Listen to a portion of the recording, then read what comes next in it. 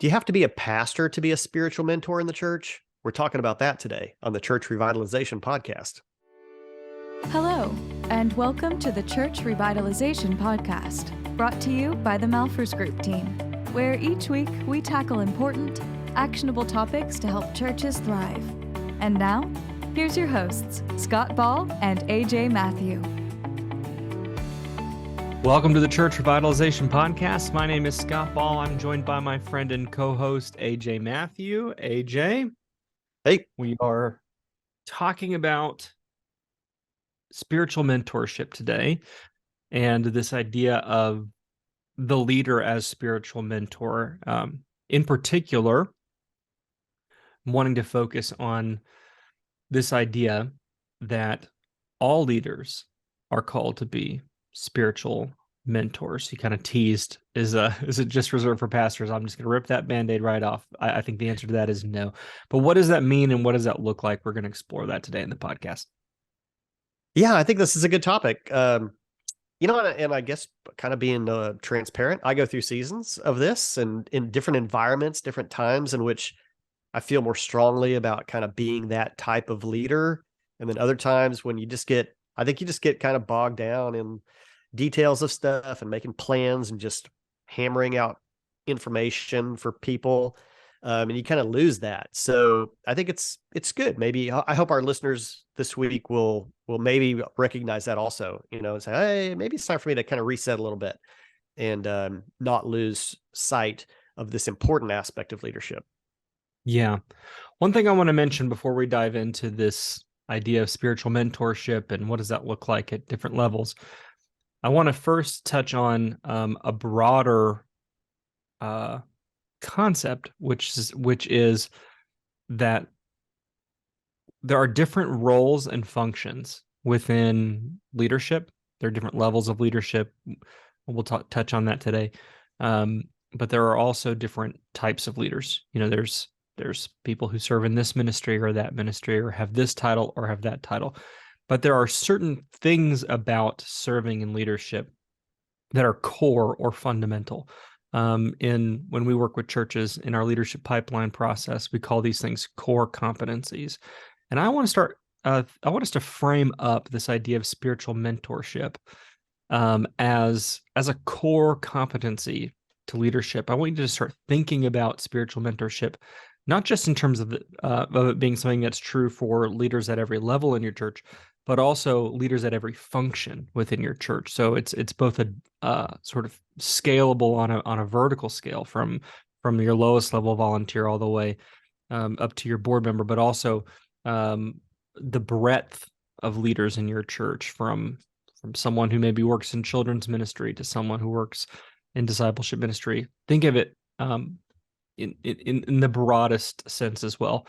This being this concept of spiritual mentorship being a core competency for leadership. Okay. Something just came to mind also, not to derail it, because this could seriously derail us. So we'll try to keep this short, but I'm thinking about the disc. Different people on the disc. Would spiritual mentorship come more naturally to those maybe as like an S, a steady leader, more relational, versus D's, I's, or even C's? What are your thoughts on that? I think what we would maybe want to do is decouple those things from each other. So personality from function. Yeah. So what you might think, when you first said that, my brain went to, if you're an S, this probably comes more naturally to you because that's what I was thinking. S's are more shepherding, and S stands for steady, but I always say it could also just stand for shepherding. They tend to be in more church context. More people oriented, and yet more cautious and reflective and these kinds of things. However, I think maybe what we need to do is decouple the stereotype we have in our mind for spiritual mentorship from the competency of spiritual mentorship, because spiritual mentorship may just look different for different temperament types. So rather than assume, I'm not an S because I'm not an S. So rather than think, oh, I can't be a spiritual mentor because that's not my personality, think, no, spiritual mentorship is for me too, but it's going to look different than for someone who is an S.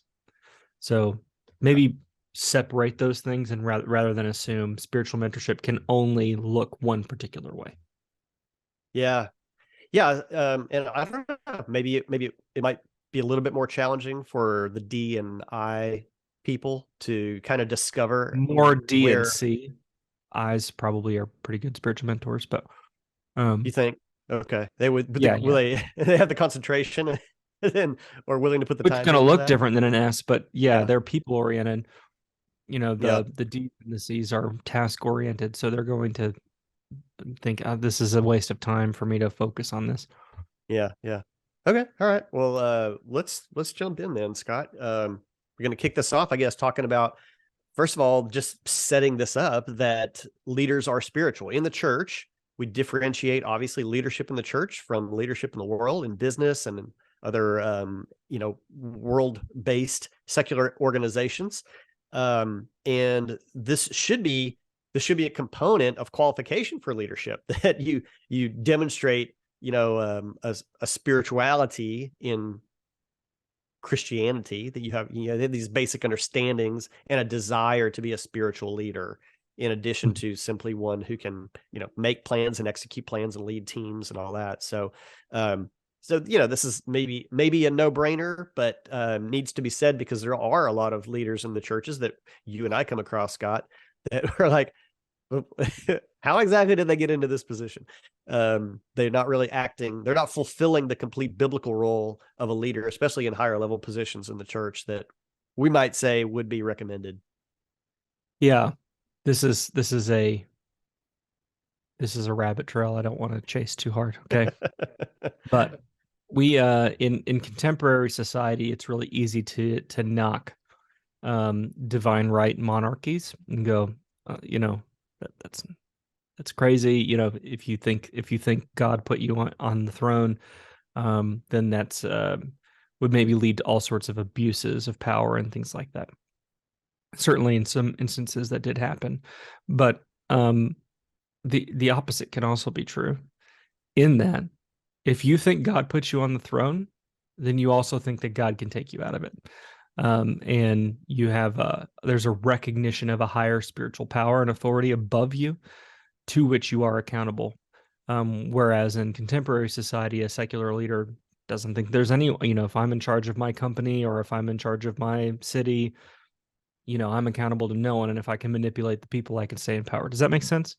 Yeah. Yeah. So the difference between worldly leaders and church leaders is a recognition and a submission to a higher spiritual authority than you. Recognize that as I lead others, I'm going to be held accountable for the way in which I lead. Yeah. And maybe not in this on this side of eternity, but in eternity, I will be held accountable for the way in which I lead. So we see this reflected, I think, most notably in Nehemiah, who wasn't a religious leader. He was a political leader.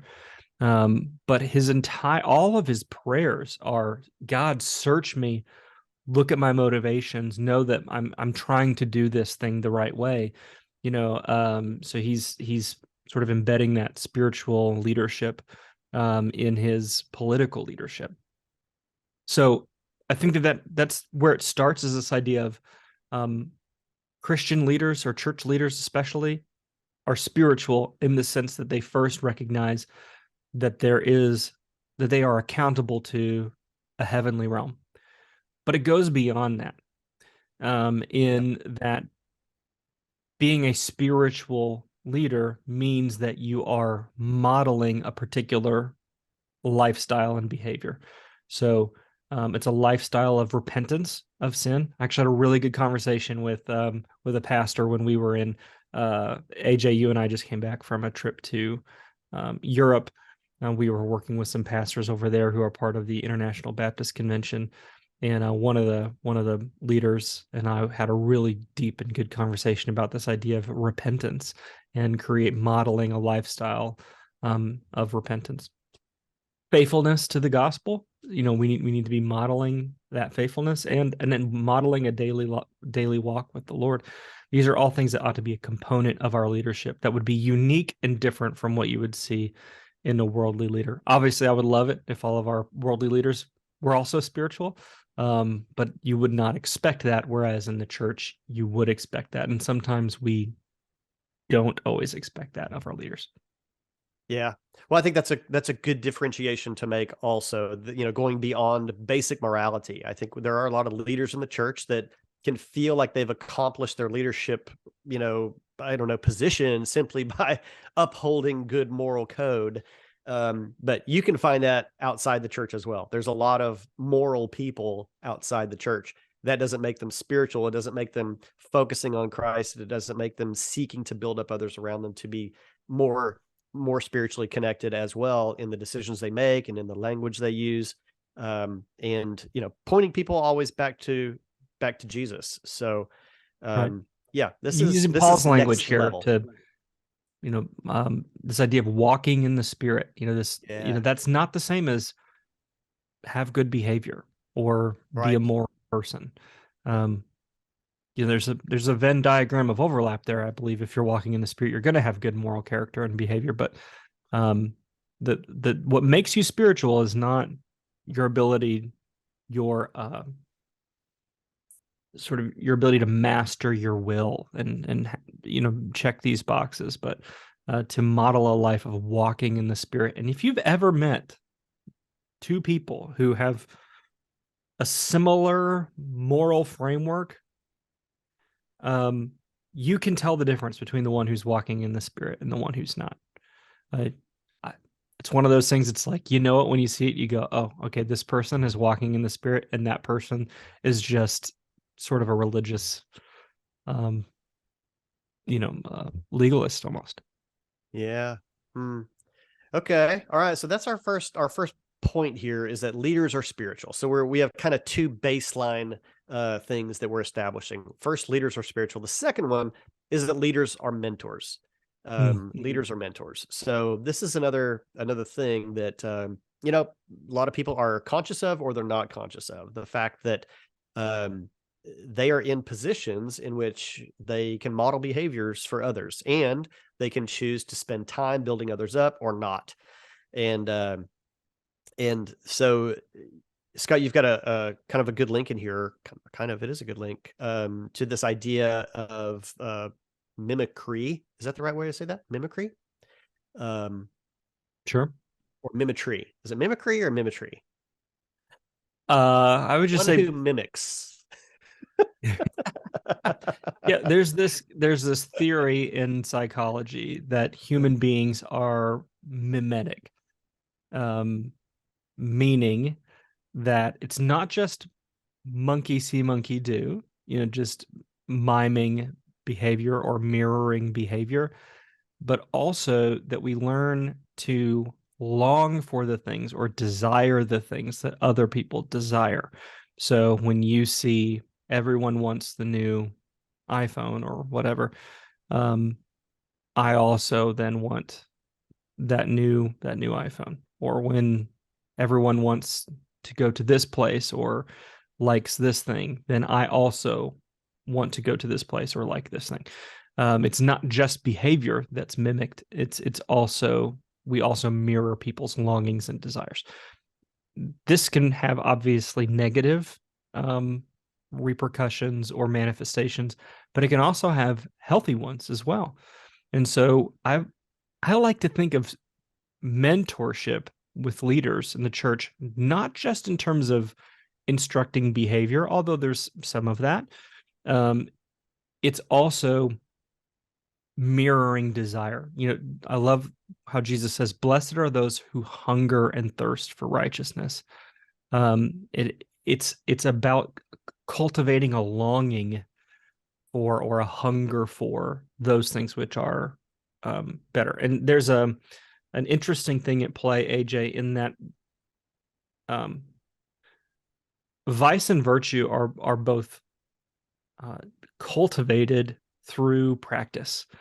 You can practice vice And as you practice vice or poor behavior, that will create a longing and a hunger for more of that kind of thing. And the more that you practice virtue, the more that you practice walking in the Spirit, the more you cultivate a desire for that. And then when you surround yourself with people who also want those things, then you begin to, that deepens that longing and that hunger that you have. And so what's important to remember is, who am I surrounding myself? What is it that I'm hungering and thirsting for?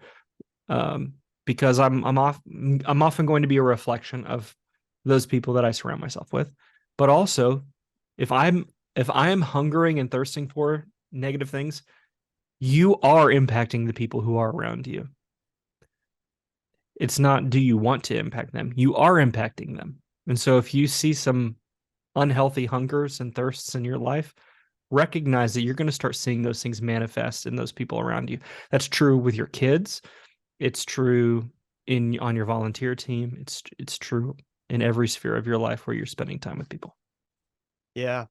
The kind of the example that comes to mind for me of this, I mentioned like even just mission trips in general before we went on the air in this area. I think that's why so many people get really impacted on mission trips, because you get out of your normal space, you get really focused in on something. You're with maybe people that you haven't normally been with, and everybody kind of is working towards something together, but you're spending time in spiritual things, and it becomes like this real awakening for a lot of people. Yeah. And I think that's kind of lived out in what we're talking about here. And I had that experience on a mission trip with, my pastor and a couple of elders, on a trip that we were on. And every morning we started, we just had breakfast and coffee together, and we just had our Bibles. And I guess it was probably my pastor that might have just been like, "Hey guys, what do you think of this one verse right here?" And that's all it took to kick off the conversation. And we could sit there for an hour just diving into it. And it was such a rich time, super amazing. And it was nothing planned out, but it was obviously intentional, and it just bore a lot of fruit. And I haven't had that experience, honestly, but just being honest, I have not had that experience since then. And being involved with a lot of men's ministry stuff, Bible studies and all that stuff, just, it's never been the same. And, but I think, having a mentorship in that capacity and have it be spiritually focused like that, it changes the way you think. It changes how you relate to those other people that you're connecting with in that time. So I think there's amazing opportunities in the church to cultivate these kind of things. Sometimes they're overly forced and they fall flat, probably more times than not. Yeah. But it's really awesome when it clicks. Then I think you get a lot out of it. Yeah. Before we move on to kind of how this effectuates itself across your different levels of leadership, I want to maybe make clear something that's not been clear so far. Spiritual mentorship is the fundamental reality. You are a spiritual being. And you are a mentor. Those things are true. How much you take ownership of the depth of your spiritual, or the maturity of your spirituality, and the seriousness with which you take the fact that you are a mentor, that's what's variable. But you are a spiritual person, and you are a mentor. People are paying attention to you, and depending on the level of influence that you have over a person, they are going to reflect back what they see in you. And so if you take nothing else from this, think about that with your kids. You're a spiritual mentor to your kids, whether you view yourself that way or not. And with your coworkers, I don't know, we have lots of people who listen to this podcast who may not necessarily be on staff at a church. In whatever sphere you're in, you are a spiritual mentor. Now, how seriously do you want to take that? And how much awareness do you want to bring to yourself around that reality is really what's that question, not, oh, am I a spiritual mentor? Right. You are one. What are you going to do with it? What are you going to do with that? That's right. Yeah. Okay. All right. Well, that's good. We got 3 more pieces to get through here now. After establishing our baseline that leaders are spiritual and leaders are mentors, We want to talk next about volunteers as spiritual mentors. And a minor point of clarity here as well. We consider volunteers to be leaders. No matter how lowly they might think their position is, they are a leader in the church. They've stepped up into a leadership role. And so no matter what level you are as a volunteer, you also are a spiritual mentor. And, basing this on just the discussion we've just had, this scales. The level of spiritual mentor that you might be and the position that you're in would scale down to whatever that environment is. And you have the decision to make about how much you'll lean into that and how much you'll leverage that for the people that are around you, not necessarily even just peers or below, but guess what? You as a very low level volunteer position, have the opportunity to even to be a spiritual mentor to those above you, and might even inspire them to be better leaders as well. So, yeah, no matter where you are in the church, you are a spiritual mentor, and we're encouraging you to engage in that. That's right. So when we think about volunteers as spiritual mentors, if you're on staff, if you're a board member or you're a pastor in a church, recognize that one of the reasons that churches struggle is because they only view the pastor or staff or those board members as spiritual mentors and go, okay, this is kind of a function reserved for us, and then it's up to us to shepherd everyone else. And certainly there's a higher burden on you. I don't want to suggest that that's not the case. But as we've already articulated here, everyone has a degree of spiritual mentorship, and therefore I think the key to spiritual vitality in the church is equipping every volunteer, from your frontline person who's maybe a greeter or something like that, all the way up to your most competent volunteer, to see themselves as a spiritual mentor and to embrace that role.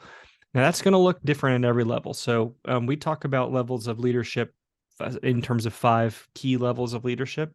And this is not a podcast episode about that, so I'm going to be very brief here. But level 1 leadership would be that sort of entry level, frontline type volunteer opportunity, like a greeter or like a children's ministry helper, a classroom helper, or someone who's helping with children's check-in or something like that. Level 2 leader is someone who's leading other people in some capacity. So they're teaching a class or leading a small group. Maybe they're serving in the band. They're doing something where they're leading other people into a deeper knowledge and understanding of God. And then a level 3 leader is a volunteer who helps to coordinate a particular ministry team. So maybe this is your like a captain, a team captain over your greeters, or someone who is coordinating your elementary school volunteers, whatever. So these are people who are helping to lead small teams. So these are all volunteer levels, and there's going to be varying degrees of spiritual mentorship. So at level 1, at that front line, AJ, we're talking about, I am going to at least, at minimum, because this is supposed to be a very low bar to meet, AJ, as a level 1 leader. Yeah. I'm going to at least demonstrate an openness to Jesus and to spiritual things. So what I'm looking for in a level 1 leader in terms of spiritual mentorship is that they are not openly antagonistic towards spiritual things. I don't want to put someone on the team. It's a low bar. Yeah. But it's a good place to start. There are so many people in our society, AJ, who are just skeptical of everything, and they're openly antagonistic towards the things of the Lord. So I don't want that person as a leader in my church or on my team. Yeah. I want them at minimum to model an openness to the Spirit and into instruction and to spiritual things. And so it's intended to be a low bar intentionally. But it has to start there. I don't know if you want to reflect on that before I talk about level 2. As we write volunteer job descriptions, should we include some kind of component of spirituality? Absolutely. So one of the things that we work on when we work with churches in Leadership Pipeline is including a core competency chart. So I would talk about spiritual mentorship as a core competency, and I would put in there a description of what does this look like for this level of leadership. Yeah. So I might simply describe it as, an openness to spiritual things and to Jesus and to the Spirit, or something like that, where I'm suggesting, hey, we're not antagonistic towards the things of the Lord. Yeah. Are you wanting to go deeper on other levels of leadership or move into Yeah, I'll staff? just touch on them briefly. Okay. So, Yeah, go ahead. with level 2 leadership, I'm going to be looking specifically for leaders to begin to live out the fruit of the Spirit in their everyday life. So at level 1, I'm not expecting a lot. By design, you want that bar to be pretty low. But by level 2, if they're going to be leading other people in some way, leading a small group or something, then they need to be demonstrating that they are beginning to live out the fruits of the Spirit in their individual life. That they are growing in patience and kindness and goodness and self-control, and these things that you would expect of someone who's following Jesus. Yeah. Okay. You want to hit level 3 before we move to staff? Yeah, sure. So in a level 3 leader, which is someone who's helping to coordinate a small group or team. Again, this is still a volunteer level. They're not leading a whole ministry. They're just coordinating a small team. It's at this level that I would begin to start expecting them to be able to perceive the spiritual condition of those on their team and be able to speak into Yeah. their life, both to call them to repentance and these kinds of things. And it's about more of being an influence, not just modeling behavior, but also influencing the influencing others, and to act as someone who can say hard things, have hard conversations, and spur them on to love and good works. Yeah. Well, at level 3, we've got people that would be conducting evaluations of others, would we not? Yes. Yeah. We So don't. Yeah. they should have that capacity and awareness then of spiritual matters. Absolutely. Yep. Yep. All right. So that was volunteers as spiritual mentors, and we are kind of bleeding into our leadership pipeline development components here, and so that's why you hear us talking about level 1, level 2, level 3. Above level 3, a level 4 leader, we get into the staff area of the church, and so we've kind of separated that out in this piece. So staff as spiritual mentors. So obviously, this is taking a position in the church up to one of much greater.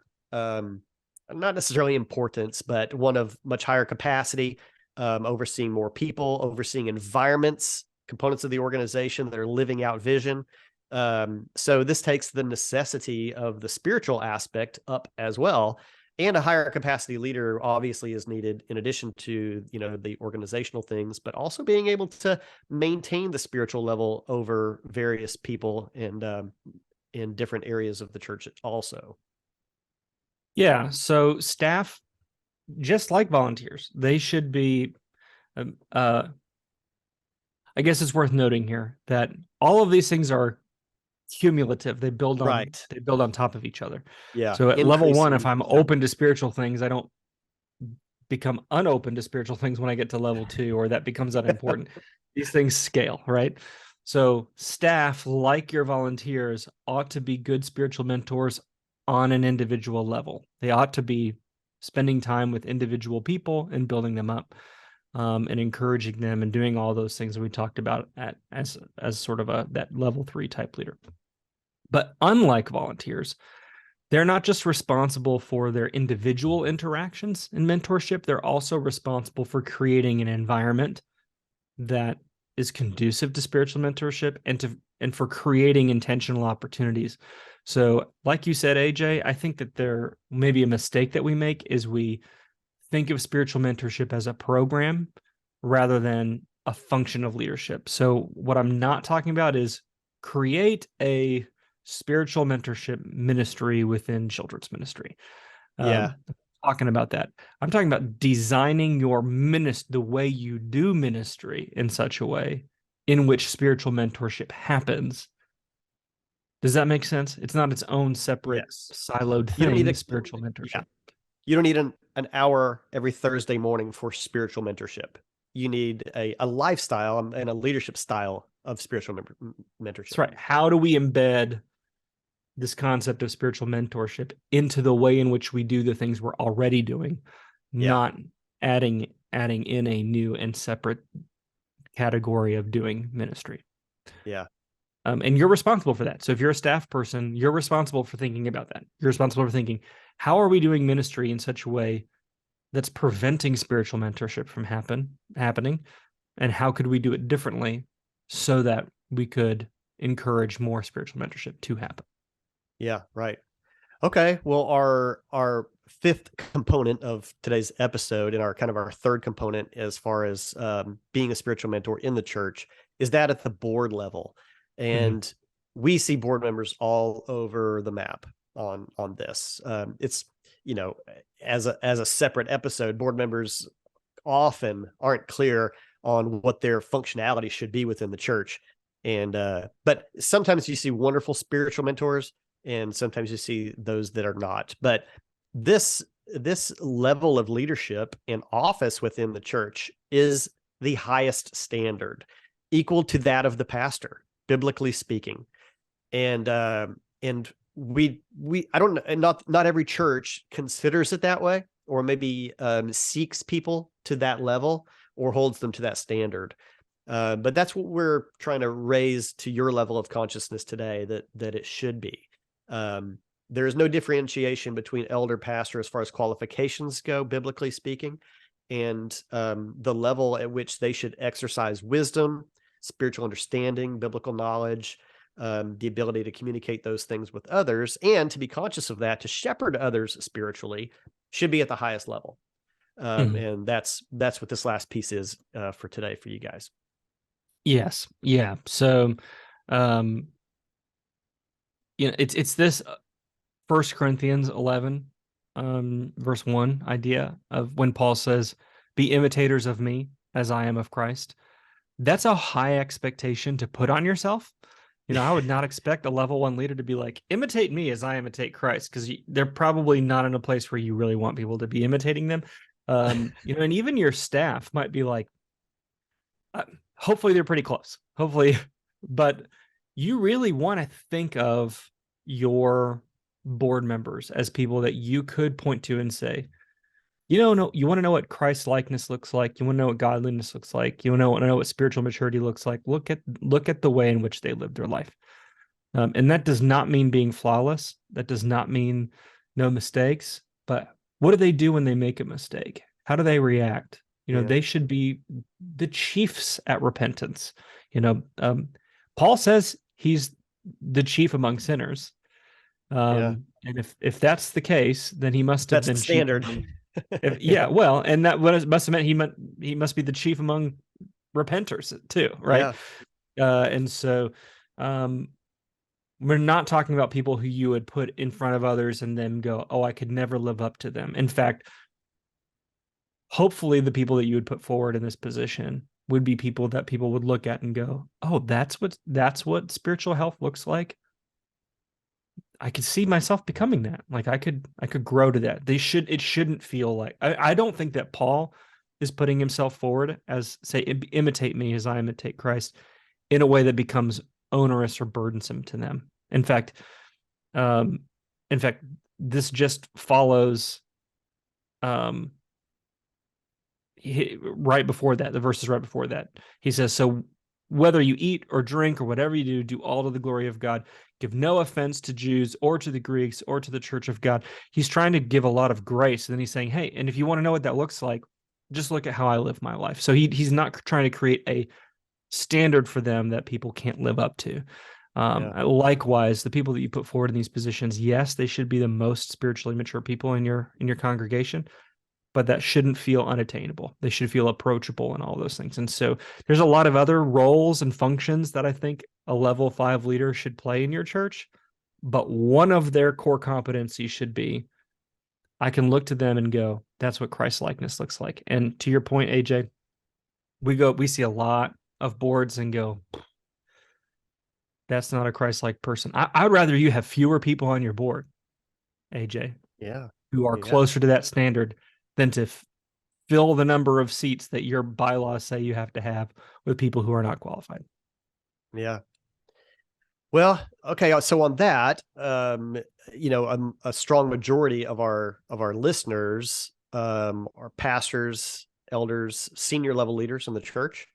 Mhm. And so I hope this has been an episode that would make you consider your own leadership and those around you. So especially if you're a pastor, considering maybe what your board looks like, and the teams below you, then I hope maybe this will give you a little bit of pause and consider this week, are we cultivating a spiritual environment through the various levels of leadership in our church that we really would desire, that the Apostle Paul desired to establish in the churches that we have record of him working with. So it's never too late to begin to make these shifts, and so that would be awesome. Can I say one more thing on that? Yeah, of course. As you look at yourself, you might think, I'm not sure I'm living up to that level. You may already be in that position, and you're like, I don't know that would point to myself as someone I'd say, hey, imitate me. I think that's a pretty good place to be. The recognition of I've got work to do. Yeah. I feel that. I feel that all the time. I feel like I got a lot of work to do. My biggest problem is Scott Ball. Like that. Scott Ball's biggest problem is Scott Ball. And I've got to work on me a lot. And I think that that's an okay place to be, because there can be some acknowledgement of the work that needs to be done. I think that the problem is when we go, I think we're great. We're in good shape. So don't be discouraged. Right. We didn't say any of this to discourage you, but instead to encourage you to take ownership of the role that you have as a spiritual mentor, and to take it seriously and to put in the work. Yeah. Yeah, for sure. No doubt. I know you were speaking to our audience just then, Scott, but you're actually looking at me in the camera. And so that's works for me as well. I need to hear this as much as you've admitted yourself does also. But I tell you what, you listener, developing this as a culture in your church, it would take time, but it would yield great benefits over that time. I think you would find your church to be a completely different environment if this is what you begin to build in and encourage in others. So I hope you'll do that. And so thanks for being with us today. This was episode 184 of the Church Revitalization Podcast. So you can get today's show notes on these components over at malphursgroup.com/184. Scott mentioned a couple of times throughout the episode that he and I were in Europe last week, and we were over there working with the International Baptist Convention with churches all over Europe and in other parts of the world. And that's just one of the ministries that we do worldwide that we need your support for, because everything we do outside the United States, all the resources, all the training and coaching and one-on-one work comes at no cost to those churches in other parts of the world that don't have the same resources that we do here. So if you're over at malphursgroup.com, click on donate up there in the upper right-hand corner, and pray through and talk about with your team about becoming a partner with us in your missions giving, to allow us to continue to expand this work around the world. We need your help doing that, and we have a lot of people coming to us that would like us to be places and providing more things, and we need your help to do that. So consider doing that, and we'd love to have that conversation with you. Thanks for being with us. We'll be praying for your church to increase as spiritual mentors, and for the benefits that will unfold in your congregation. We'll see you next week.